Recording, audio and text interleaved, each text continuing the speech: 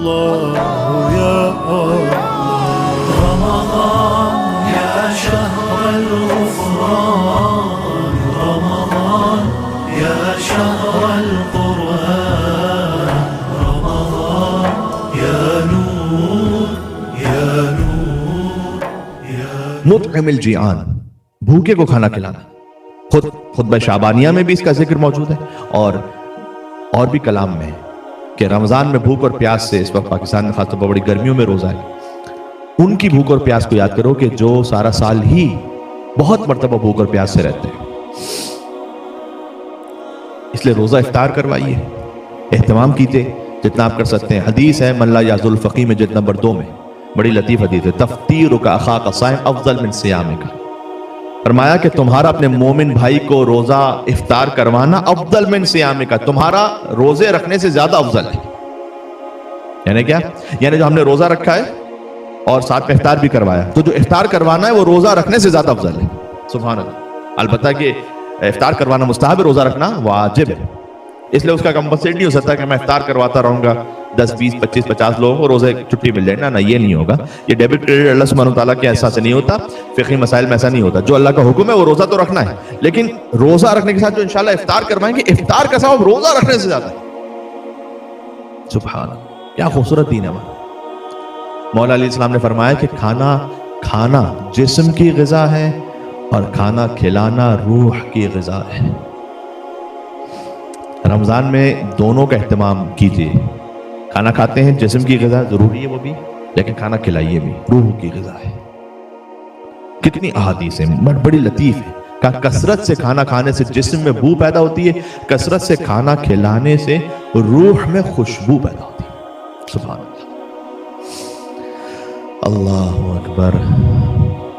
اب سمجھ میں آتی ہے کہ وہ سورہ دہر اہل بیت عصمت و طہارت کی شان میں کن الفاظ کے ساتھ، کس عظیم احترام اور اکرام کے ساتھ نازل ہوئی کہ 3 دن کا روزہ بھی ہے. تینوں دن کا پورا افطار مسکین و یتیم و اسیر کو جو صدقہ کرتے ہیں، اور اس میں خلوص اتنا زیادہ ہو کہ اس کا ثبوت قیامت تک کے لیے اللہ عز و جل قرآن حکیم میں محفوظ کر لے. وَيُطْعِمُونَ الطَّعَامَ عَلَى حُبِّهِ مِسْكِينًا وَيَتِيمًا وَأَسِيرًا إِنَّمَا نُطْعِمُكُمْ لِوَجْهِ اللَّهِ لَا نُرِيدُ مِنكُمْ جَزَاءً وَلَا شُكُورًا إِنَّا نَخَافُ مِن رَّبِّنَا يَوْمًا عَبُوسًا قَمْطَرِيرًا.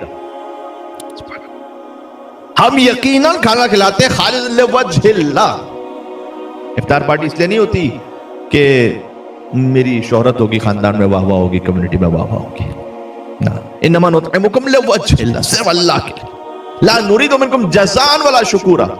حتیٰ کہ ہم یتیم و مسکین و اسیر، ہم تم سے نہ کوئی شکریہ چاہتے نہ کوئی جزا چاہتے، کچھ بھی نہیں. سبحان اللہ. 3 دن تک مستقل روزہ سے ہوں، گھر میں اپنا پورا افطار بچے بھی دے دیں. بظاہر وہ کم سن ہے، لیکن ابناء حضان امامان قامہ اوقاتا، میرے دونوں فرزند، حضور نے فرمایا تھا حسن اور حسین امام میں چاہے کھڑے ہوں یا بیٹھے ہوں، بچپن ہی سے امام. ٹھیک ہے، لہذا کوشش کیجئے کم از کم ایک مرتبہ کہیں نہ کہیں افطار کروائیے. میں نے عرض کیا افطار کروانے کو افطار پارٹی نہیں اس کا مطلب. سب سے پہلے تو گھر سے شروع کیجئے. اگر بہن ہے، بھائی ہیں، انہیں افطار کروائیے. پڑوسی ہیں، مستحق مومنین ہیں، روزے دار ہیں، ماں باپ ہیں، بچے ہیں، یہ آپس میں.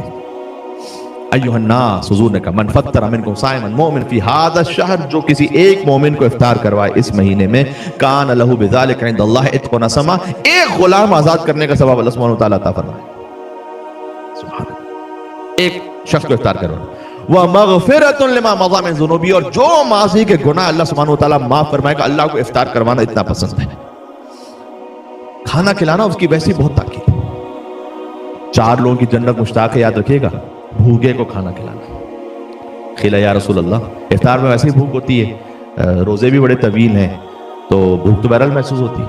آپ اہتمام کیجئے خلوص کے ساتھ، کوشش کیجئے کہ جتنا خلوص کے ساتھ. خیلا یا رسول اللہ، رسول اللہ صلی اللہ علیہ وسلم نے کہا سے پوچھا گیا فَلَيْسَ كُلُّنَا يَقْدِرُ عَلَى ذَلِكَ، ہم سب کے سب تو اس بات پر قادر ہی نہیں ہے کہ ہم افطار کروائیں. دیکھیں غربت بھی، آج بھی بہت سے لوگ اس بات پہ شاید پورے قادر نہ ہو کہ افطار کروائیں.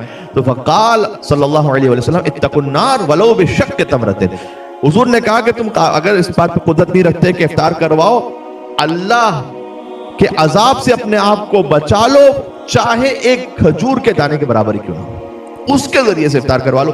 مجھے قوی امید ہے انشاءاللہ کہ جتنے بھی ہمارے سامعین ان میں سے کوئی سب اتنے تو صاحب استطاعت ہوں گے اس کھجور سے بہتر ہی افطار کروا سکیں گے انشاءاللہ. پھر آگے کہا اتقوا النار ولو بشربۃ من ماء، اپنے آپ کو جہنم کے عذاب سے بچا لو چاہے ایک گلاس پانی کے ذریعے کیوں نہ ہو. سبحان اللہ، اتنا افطار کرواؤ. لیکن